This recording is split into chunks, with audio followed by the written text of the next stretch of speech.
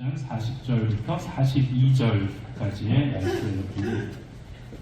마태복음 10장 40절부터 42절까지의 말씀, 신약성경 16면에 있고요. 3절의 말씀이니까 우리 찾으셨으면 다 같이 읽도록 하겠습니다.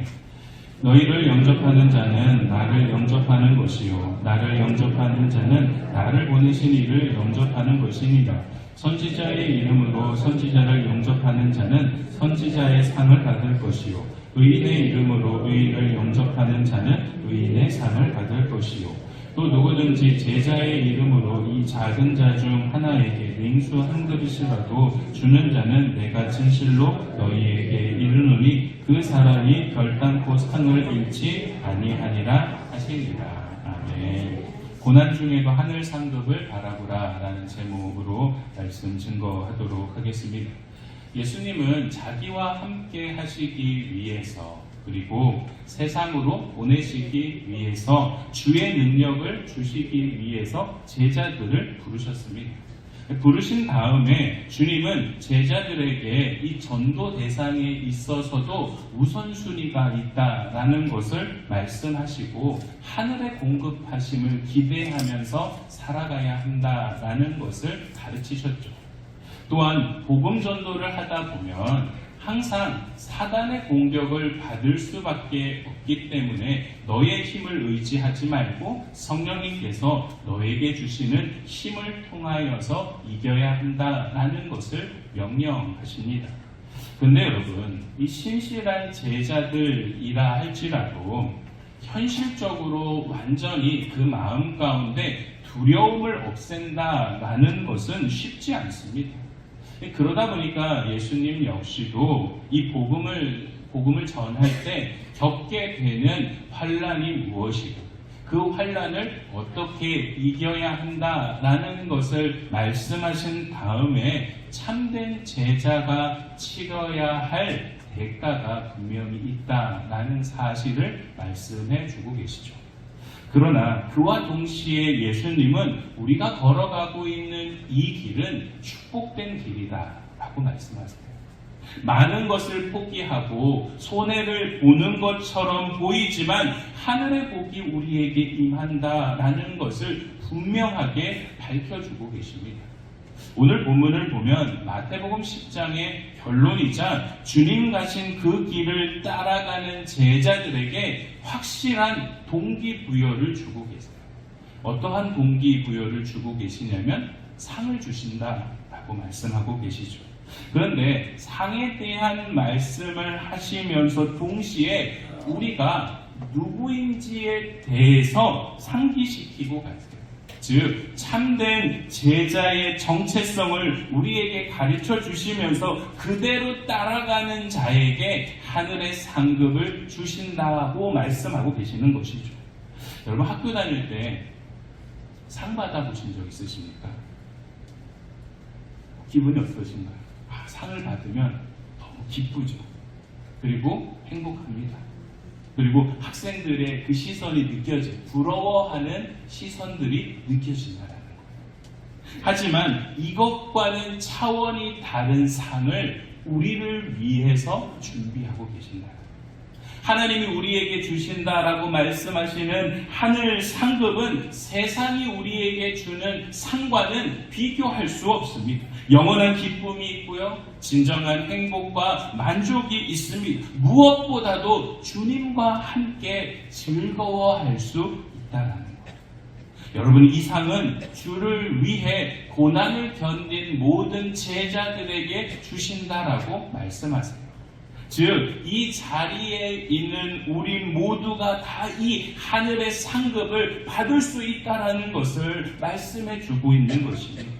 그러므로 성도 여러분, 오늘 이 시간 우리의 정체성에 대해서 점검하고 하나님께서 우리에게 주신다라고 말씀하시는 그 하늘 상급에 대한 기대를 가지며 오늘 말씀에 젖어드는 저와 여러분 모두가 되기를 소망합니다. 여러분, 그렇다면 참된 제자의 정체성은 무엇일까요?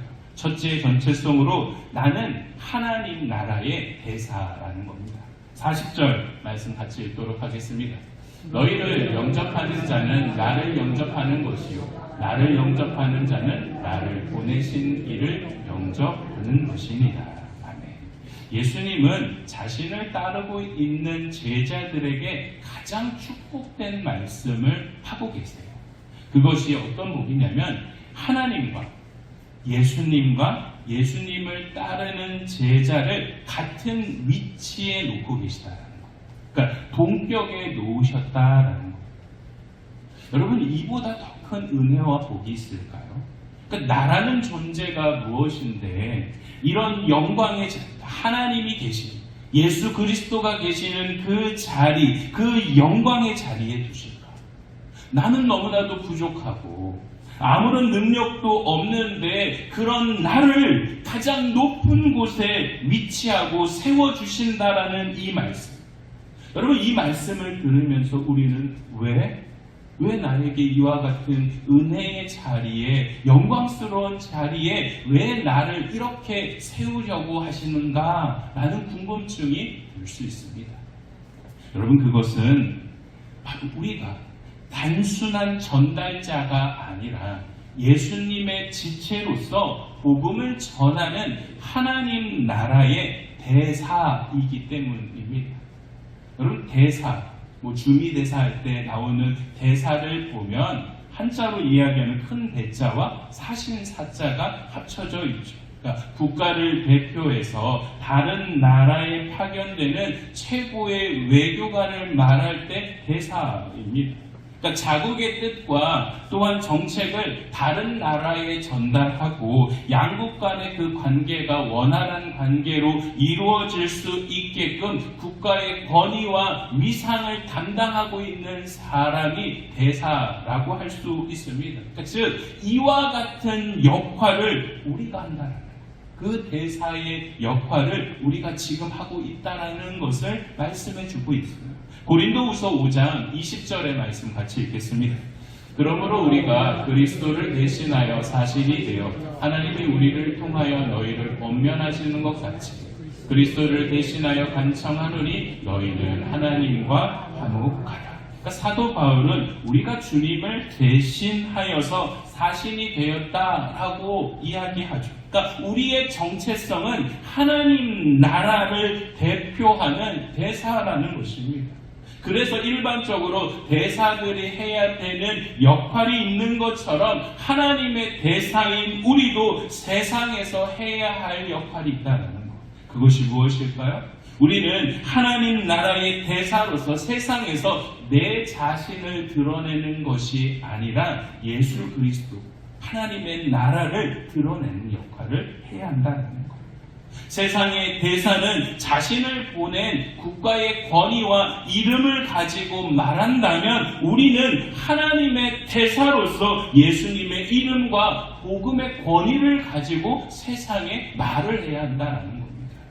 세상의 대사는 상대국 간의 관계 속에서 신뢰를 유지하고 때로는 갈등이 생기면 그 갈등을 잘 평화스럽게 마무리될 수 있도록 조율을 하는 것처럼 우리는 하나님과 단절된 이 세상 속에서 중재자의 역할을 감당하면서 화해와 평화의 역할을 이끌어낼 수 있는 것이 우리의 역할이라는 거예요.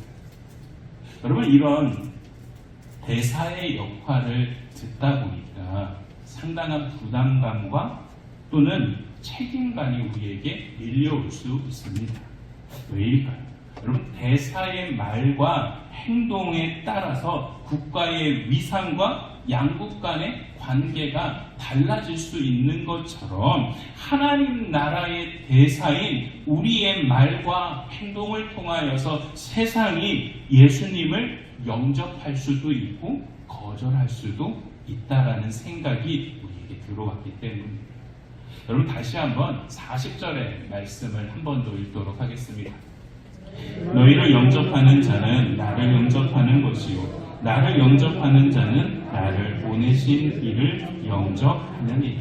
40절을 보면 영접이라는 단어가 계속해서 반복해서 나오고 있습니다. 영접이라는 이 단어의 원래의 뜻은 환영하다, 받아들이다, 수용하다라는 뜻을 가지고 있어요. 그러니까 즉 하나님의 대사인 나를 받아들이는 사람은 누구를 수용하게 되는 거예요? 예수님을 수용한다는 거예요. 궁극적으로는 하나님을 수용하게 된다라는 것입니다. 여러분, 그래서 내가 어떠한 말과 어떠한 행동을 하느냐에 따라서 누군가는 예수님을 받아들일 수도 있지만 누군가는 예수님을 받아들이지도 못하고 거절할 수도 있다라는 생각 때문에 상당한 부담감과 책임감이 느껴질 수밖에 없다라는 것이죠. 그러나 여러분, 상당한 책임감이 따른다라는 것은 그만큼 중요한 가치가 그 안에 있다는 거예요. 다시 말해서 영접 안에 중요한 진리가 있다는 겁니다. 여러분, 영접이라는 게 과연 뭐죠? 이제부터 이제는 예수님을 나의 구주로 인정하면서 따라가겠다라는 진솔한 고백이 영접입니다. 자기중심적인 삶을 살아가던 내 인생 가운데 이제는 예수님을 받아들이고 영접하고 수용한 이후부터 이제는 하나님 나라의 중심으로서 살아가겠다는 결단이 이 영접에 담겨있고 영접을 통하여서 전환을 한다라는 것이죠. 이 말씀을 묵상하면서 어린 시절 고등학교 1학년 때 제가 영접했던 순간이 떠오르게 되었어요. 이 여름 수련회 때 수련회 특권 첫째 날 집회를 막 하면서 제 마음 가운데 너무나도 뜨겁게 다가오고 예수님을 인격적으로 고백하는 시간이 있었습니다. 그러니까 인격적으로 예수님을 만나게 되고 물론 제가 초등학교 6학년 때부터 신앙생활을 할 때도 그냥 교회가 좋고 즐겁게 다녔는데 인격적으로 내 안에 예수님이 계시고 찾아오셨구나 라는 것을 느끼게 된 것이 고등학교 1학년 그 순간이었어요. 그러니까 그날 이후부터 내가 무엇을 해야 되고 어떻게 살아가야 할지에 대해서 어렴풋하게 느낄 수 있었다라는 거예요. 여러분, 그 순간, 영접하는 그 순간 제 안에 있었던 죄의 문제가 해결되었고요. 내적인 갈등과 또한 상처, 그러니까 제 안에 그동안 꽁꽁 숨겨두었던 그 누구에게도 말하지 않았던 그 모든 상처들이 예수님을 영접하는 그 순간 모든 것들이 다 사라지게 되었다. 그러니까 처음으로 하나님의 따스한 사랑이 이런 거구나. 하나님께서 나를 이렇게 품어주고 계시는구나 라는 사실에 대해서 깨닫게 되니 그 순간부터 제 인생의 BC와 AB가 바뀌게 됩니다. 인생의 전환점을 겪게 되었고 그날 그 이후부터 이제 나는 언제나 예수님 안에서 살아가겠다라는 결단의 고백이 제 안에 나오기 시작했어요. 여러분, 예수님은 평범한 제게 찾아오신 이유가 과연 뭘까요? 한 사람의 인생을 이렇게 완벽하게 바꿔놓을 수 있다라는 본보기를 보이시기 위해서요. 여러분, 지금 이 얘기는 저만의 이야기가 아닙니다. 이 자리에 있는 우리 모두 역시 마찬가지로 주님을 영접함으로 우리의 인생이 이렇게 바뀔 수 있다는 것. 못했던 나의 인생이 이렇게 둥글게 바뀔 수 있었다는 것. 나만 알았던 인생이 이제는 너를 알고 우리를 아는 인생으로 바꿀 수 있게 하였다라는 신앙의 좋은 본보기를 우리에게 보여주고 계신다라는 말씀이에요.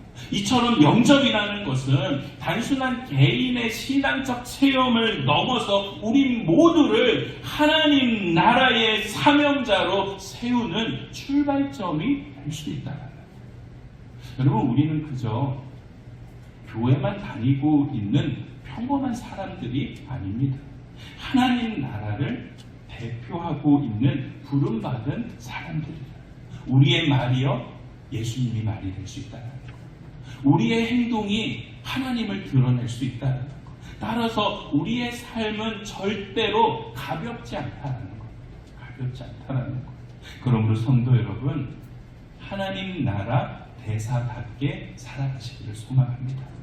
일상의 삶에서 복음을 드러내십시오. 갈등이 생기면 사랑으로 중재하시고 상처난 사람들이 있다면 그 상처난 사람들을 찾아가서 이 치유의 물줄기를 흘러갈 수 있게 하셔야 된다는 거예요. 하나님의 나라의 대사는 위대한 가치를 세상에 전하는 능력이 주어진다는 거예요.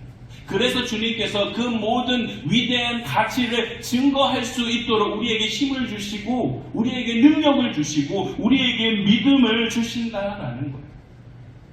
여러분 야구장 가보셨어요? 뭐 야구장 아니어도 뭐 축구장이든 야구장을 가면 선수들하고 가까워지면 가까워질수록 이 비용이 비싸져요. 왜냐하면 선수들이 하는 모습이 너무나도 가까워지면 잘 보여요. 아래로 계속 내려가면 선수들이 어떠한 생각을 하는지, 어떠한 표정을 짓고 있는지, 어떻게 준비하고 있는지 가까워지면 가까워질수록 그 모습들이 너무나도 잘 보인다는 거예요. 하나님 나라의 대사도 마찬가지예요. 하나님의 일하심을 가장 가까운 데서 직관할 수 있는 은혜가 주어진다는 거예요. 하나님의 일하심의 그 현장 가운데 우리 모두가 다 하나님의 도구가 되어서 사용되어서 하나님의 영광의 자리에 우리 역시도 참여할 수 있게 된다라는 사실입니다. 여러분, 그래서 세상의 상은 포기할 수 있지만 하나님이 우리에게 주는 상만큼은 절대로 포기해서는 안 됩니다. 이 상은 그 누가 달라고 해도 절대로 주어서는 안 되고 반드시 하나님이 우리에게 주시는 상급이라면 반드시 받아야 될 줄 믿습니다. 여러분, 저를 한번 좀 따라해 주시겠어요? 화면에 나와 있는데 나는 하나님 나라의 대사입니다. 가슴에 손을 얹고요. 같이 한번요. 나는 하나님 나라의 대사입니다. 여러분, 이것이 절대로 포기할 수 없는 우리의 정체성인 거예요. 나는 하나님 나라의 대사입니다. 여러분, 이것을 기억하고 하나님 나라의 대사답게 담대하게 사명을 감당하는 우리 모두가 되기를 소망합니다. 둘째 정체성은 나는 생명의 이름을 전달하는 전달자입니다. 41절의 말씀 같이 읽겠습니다. 선지자의 이름으로 선지자를 영접하는 자는 선지자의 상을 받을 것이요 의인의 이름으로 의인을 영접하는 자는 의인의 상을 받을 것이. 예수님은 선지자의 이름으로 선지자를 영접하는 사람에게 그 사람에게 상을 주시겠다라고 말씀하세요. 여기서 선지자라는 것은 좀 쉽게 이야기해서 그냥 하나님의 영에 감동되어서 하나님의 말씀을 전하는 사람이고 그 사람을 대접하는 자에게 복이 임한다라고 말씀하세요. 그리고 의인의 이름으로 이 말씀도 마찬가지로 상을 주시는데 의인 역시도 선지자와 비슷한 의미로 하나님의 뜻을 실천하면서 살아가는 사람들이. 그래서 이 41절의 말씀을 그냥 좀 단순하게 표현한다면 세상에서 복음을 전하는 자와 그 복음을 받아들이는 자에게 상을 주신다라고 할 수 있죠. 여러분, 왜 하나님께서 이와 같은 상을 주실까요? 복음을 전하는 자는 생명의 이름을 전했기 때문에 상을 주시는 거고, 복음을 영접한 사람 역시도 생명의 이름을 받아들였기 때문에 상을 주신다라는 거예요.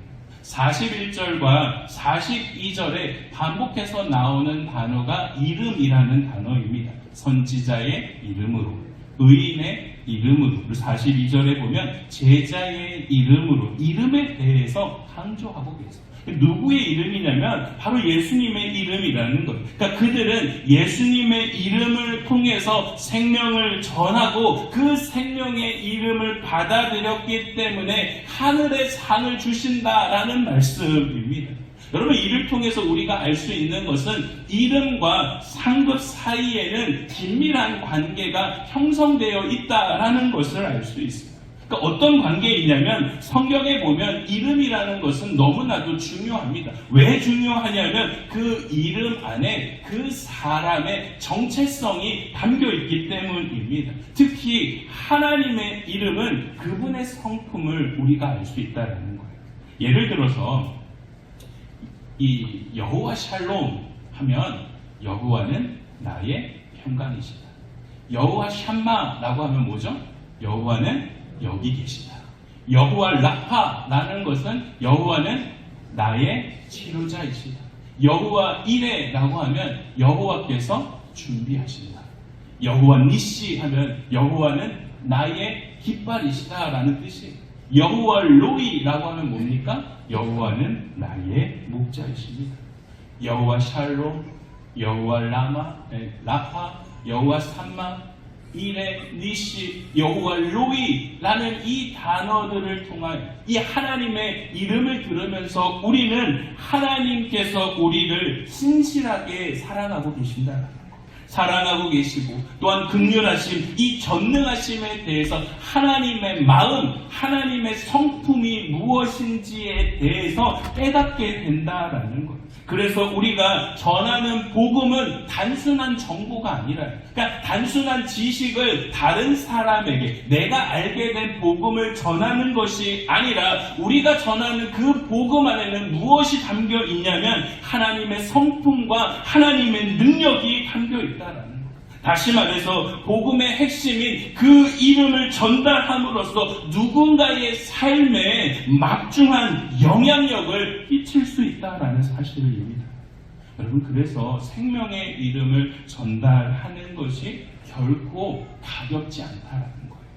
하지만 여러분, 우리가 건넨 말 한마디, 야, 너 교회 가자, 예수 믿어야 돼, 이렇게 그냥 가볍게 건넨 그 말 한마디, 우리가 오늘도 뿌린 복음의 씨앗 그 작은 하나가 어떤 누군가의 인생을 완전히 바꿔놓을 수 있는 새 이름과 새 생명을 줄 수 있다는 사실이에요. 그러므로 여러분, 우리 모두 우리의 정체성이 뭐라고요? 생명의 이름을 전달하는 전달자라는 사실을 반드시 기억해야 합니다. 아직도 세상을 보면 옛 이름을 가지고 그 옛 이름의 그 모든 것을 끝까지 붙잡으면서 살아가고 있는 사람들이 너무나도 많습니다. 그 사람들의 인생의 결말은 사망입니다. 그러나 우리가 전한 그 이름을 통하여서 사망은 생명으로 바뀔 수 있습니다. 그러기에 이 귀한 사명에 대해서 여러분 외면하지 마시고 순종하시고 저와 여러분 모두가 되기를 소망합니다. 그 순종을 통하여서 생명의 이름을 전달할 때 하늘의 상급이 우리에게 주어진다라는 사실을 믿으시기를 바랍니다. 여러분, 첫째 정체성이 뭐라고요? 나는 하나님 나라의 대사입니다. 두 번째 정체성은 뭐라고요? 나는 생명의 이름을 전달하는 전달자라는. 그리고 마지막 정체성은 무엇이냐면 한번 따라해 보시겠어요? 나는 축복의 통로입니다. 축복의 통로라는 사실이에요. 42절 말씀 같이 읽겠습니다. 또 누구든지 제자의 이름으로 이 작은 자 중 하나에게 냉수 한 그릇이라도 주는 자는 내가 진실로 너희에게 이르노니 그 사람이 결단코 상을 잃지 아니하리라 하시더라. 예수님은 냉수 한 그릇이라는 것을 예로 들어서 섬김에 대한 부분을 설명하고 계세요. 이 당시 팔레스타인 지역을 보면 사막의 지대가 많이 있다 보니까 항상 물이 귀할 수밖에 없습니다. 그럼에도 불구하고 목마른 사람들이 자신에게 찾아오면 물 한 잔 건네는 것은 너무나도 가장 기본적인 일이고 진정한 환대의 표시였다랄까. 알지 못해도 지나가던 사람 잠깐 오셔서 쉬었다 가세요. 물 한잔 하고 가시고 쉬었다 가셨으면 좋겠습니다 라고 하는 것이 그 나라의 풍습이고 문화입니다.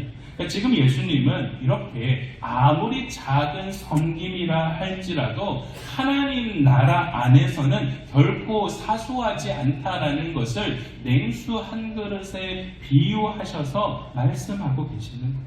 여러분, 왜 사소하지 않을까요? 물 한 잔 주는 거 별로 커 보이지 않잖아요. 작아 보이지 않아요. 그러나 예수님은 하나님 나라의 관점으로 보면 이것은 절대로 작은 일이 아니고 사소하지 않다는 거예요. 왜냐하면 바로 그 작은 섬김을 통하여 하늘의 축복이 흘러가는 축복의 통로가 될 수 있기 때문입니다. 제자들은 단순히 복음을 전하는 사람들이 아니라 삶의 자리에서 하나님의 사랑과 하나님의 은혜를 흘려보내는 축복의 통로가 될 수 있고, 그 역할을 감당할 때 하늘의 상급은 절대로 끊어지지 않는다. 결탄코 상을 잃지 아니할 것이다 라는 사실에 대해서 말씀하십니다. 여러분, 헬라어 원문을 보면 이중부정을 통하여서 잃지 않을 것이다. 이 무슨 얘기예요? 반드시 주신다라는 것을 약속하신다라는 거예요. 이는 우리의 행한 작은 섬김과 헌신이라 할지라도 하나님은 절대로 잊지 아니하시고, 그 작은 섬김을 행했던 너의 그 헌신을 통하여서 내가 하늘의 상급으로 반드시 갚아주신다라는 것을 우리에게 말씀해 주고 있습니다. 여러분, 오늘 목회 칼럼 읽어보셨어요? 아직 안 읽어보셨나요? 오늘 주일 예배 끝나고 태국 선교를 이제 가게 됩니다. 이번 선교는 우리 교회에 한 분의 권사님께서 오랫동안 기도하면서 내가 선교지, 내가 죽기 전에 반드시 선교지의 교회를 건축했으면 좋겠다라고 기도해 오셨어요. 그리고 작년에 저에게 찾아오셨어요. 찾아오셔서 목사님, 선교지에 교회를 건축했으면 좋겠습니다. 그리고 목사님이 선정하시는 그곳을 돕도록 하겠습니다. 여러분, 이렇게 시작된 선교의 여정이 이제 결실을 맺게 되었습니다. 오늘 이제 제가 가게 될 교회 이름은 호에이짜까 반마이 교회. 발음하기 힘드시죠? 원래 태국 발음이 항상 이 된 발음이 호에이짜까 반마이 교회. 근데 여기 이제 성조가 있어야 되는데 성조는 제가 못하겠고 호에이짜까 반마이 교회. 그러니까 호에이가 무슨 뜻이냐면 계곡이에요. 계곡. 그러니까 아마 물이 있다라는 거죠. 반마이는 새동네라는, 우리 안동네 말고 이 반마이라는 것이 새동네라는 뜻을 가지고 있어요. 그러니까 원래 호에이짜까 마을이 있었는데 이제 그 마을 옆에 새동네가 생겼다고요. 호에이짜까 반마이 교회. 그러니까 새동네에 세워진 교회라고 해서 호에이짜까 반마이 교회라고 이름을 지었다고 해요. 여러분, 이 모든 과정들은 한 분의 권사님의 작은 헌신과 섬김에서부터 출발했다라는 거예요. 그 작은 섬김이 모여서 이제 한 마을을 변화시키는 놀라운 열매로 이어지고 있다는 사실입니다. 여러분, 저는 확신해요.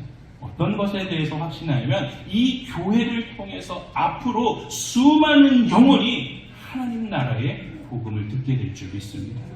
교회를 통해 생명의 물줄기가 이제는 온 동네에 차고 넘치리라 확신합니다. 바로 예수님께서 사람이 등불을 켜서 말 아래에 두지 않고 등경 위에 두고 집안의 모든 사람들에게 비춘다라는 이 말씀을 예수님께서 하신 것처럼 이 교회를 통하여서 새동네, 호에이짜까 그 모든 반마이 그 마을 가운데 어둠은 사라지고 하늘의 영광의 빛이 밝게 비치게 될 줄 믿습니다. 여러분, 결국 권사님은 단순히 물질을 드린 것이 아니라 하나님께서 당신에게 주셨던 그 사랑과 감동의 마음을 자신 혼자 가지고 계신 것이 아니라 또 다른 누군가에게 흘려보냈다. 여러분, 항상 저는 이런 축복의 통로를 생각하면 수도꼭지가 생각이 나요. 여러분, 수도꼭지는 어떤 수원지에서부터 물이 오잖아요.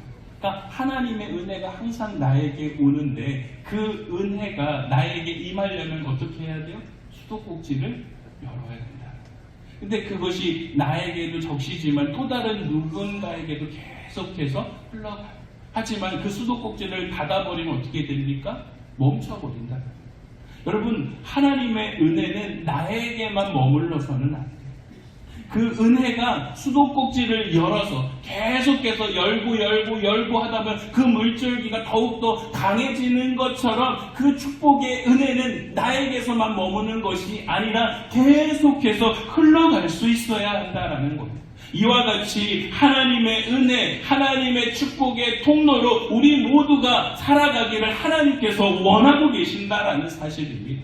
그러므로 성도 여러분 삶의 자리에서 축복의 통로로 살아가십시오. 내가 드린 작은 정성, 작은 사랑, 작은 헌신이 죽은 자를 살리고 잠자는 영혼을 깨우고 한 가정을 회복시키고 한 나라, 한 민족을 변화시킬 수 있는 능력이 있다라는 그 사실을 믿으며 우리를 향한 생명의 물줄기를 다른 누군가에게도 흘려보내며 살아가야 될 줄 믿습니다.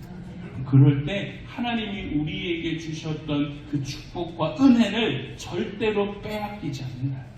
결단코 내가 너에게 이와 같은 것을 주신다라고 말씀하신 그대로 우리에게 하늘의 상급이 주어지게 될 줄 믿습니다. 말씀을 정리합니다. 오늘 주님은 세 가지 정체성에 대해서 우리에게 말씀해 주세요. 우리 한번 같이 선포했으면 좋겠습니다. 같이 한번 첫 번째 문장 읽겠습니다. 시작. 나는 하나님 나라의 대사입니다. 가슴에 손으로 가면 시작. 나는 하나님 나라의 대사입니다. 나는 생명의 이름 전달자입니다. 나는 축복의 통로입니다. 여러분, 이 세 가지의 정체성을 우리가 잃지 않을 때 하늘의 상급이 우리에게 주어진다라는 사실을 믿으시기를 바랍니다. 이 상은 영원히 주님과 함께 누릴 수 있어요. 세상의 눈으로 보면 손해처럼 보이지만 하나님 나라의 관점으로 보면 이보다 더 확실한 투자는 없다. 여러분, 인생의 가운데 내가 행복해질 수 있다면 우리는 모든 것을 투자하죠. 여러분, 우리의 인생의 가장 위대한 가치를 만들 수 있는 최고의 투자는 하나님 나라의 관점, 하나님의 대사입니다. 나는 축복의 생명을 전하는, 생명의 이름을 전하는 전달자이고 나는 축복의 통로라는 이 정체성을 놓지 않고 살아갈 때에 우리의 삶에 하나님이 주시는 진정한 만족과 행복이 임하게 될 줄 믿습니다. 한 주간 삶을 살아가시면서요, 그 하늘의 상급을 바라보며 살아가시는 저와 여러분 모두가 되길 주님의 이름으로 축원합니다. 기도하시겠습니다. 좋으신 아버지 하나님, 오늘 말씀으로 우리의 정체성을 새롭게 하시니 감사합니다. 이제 우리를 하나님 나라 대사로 세우셨으니 생명의 이름을 전하는 전달자로서 또한 축복의 통로로 사용될 수 있게끔 힘과 용기와 믿음을 허락하여 주시옵소서. 무엇보다도 고난 중에도 하늘의 상급을 바라보며 사단의 어떠한 공격에도 성령님께서 주시는 능력과 힘을 힘입어 이겨낼 수 있게 하여 주시옵소서. 이 모든 말씀 우리를 구원하신 예수 그리스도의 이름으로 기도합니다. 자리에 일어나셔서 사성찬